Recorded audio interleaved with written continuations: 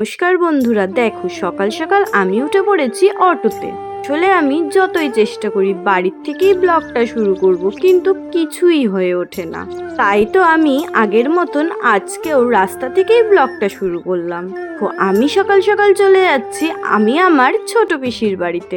আর তারই আগে তোমাদের একটা কথা বলে নি, আমি কিন্তু আমার ছোট পিসিকে পিসি বলি না, আমি আমার ছোট পিসিকে মাম বলে ডাকি সেই ছোটবেলা থেকে।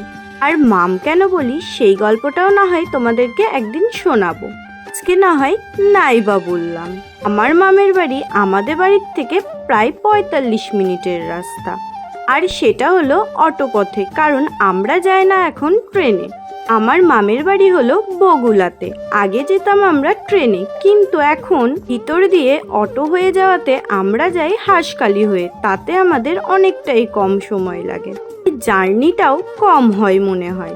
আর যদি আমরা ট্রেন পথে যাই তাহলে আমাদের বাতকুল্লা থেকে যেতে হবে ফার্স্ট রানাঘাটে, তারপরে রানাঘাট থেকে এদে লোকাল ধরে যেতে হবে আমাদের বগুলাতে।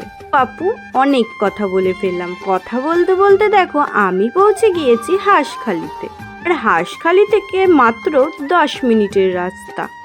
জামাই বাড়িতে তো আর শুধু শুধু যাওয়া যায় না, তার জন্যই হাতে নিয়ে নিয়েছি একটু মিষ্টি আর একটা তরমুজ। তারপরেই দেখো আমি পৌঁছে গেছি আমার পিসি বাড়িতে। ওই দেখো এইটা হলো আমার মামের বাড়ি, আর ইনিই হলেন আমার মাম। কম বেশি আমার ভিডিওতে সবাই দেখেছো।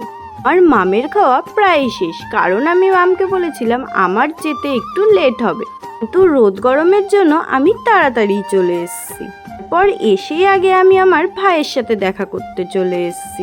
চিৎকার করে ভাই ভাই করে ডাকার পরেও ভাইকে আর পেলাম না, কারণ ভাই ছিল না বাড়িতে। আর তাই তো আমি ভাইয়ের আয়নার সামনে দাঁড়িয়ে একটু ক্যাতকুত মেরে নিলাম।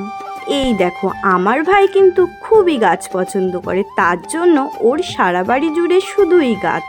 এই যে মাছটা দেখছো, এরা ছিল আগে জোড়াই। একটা মাছ মারা গিয়েছে, তার জন্য এখন এই মাছটা একা হয়ে গিয়েছে। আমার ভাইয়ের ছাদ বাগানে ছোটখাটো একটা নার্সারি মতন হয়ে গিয়েছে, আর সেটাও তোমাদের সাথে একটা ব্লগে শেয়ার করবো। আও বাপু, এত কথা বলতে বলতে আমার পেয়ে গেছে খিদে, আর আমিও চলে এসেছি খেতে। এই দেখো সকালের টিফিনে ছিল রুটি, সুজি, মিষ্টি আর লাউয়ের তরকারি। এরই পরে মাঝখানের কিছু ক্লিপ নিতে আমি আবারও ভুলে গিয়েছি, আর তারপরে আমি চলে গেছি ডাইরেক্ট দুপুরের খাবারে। দিনটা ছিল শনিবার, আর শনিবারে আমার মামরা খায় নিরামিষ আমাদের মতন। আর এরপরেই খাওয়া দাওয়া সেরে দেখো আমি চলে এসেছি রাতের বেলায় একটু বাগানে, মানে আমার ভাইয়ের ছাদ বাগানে।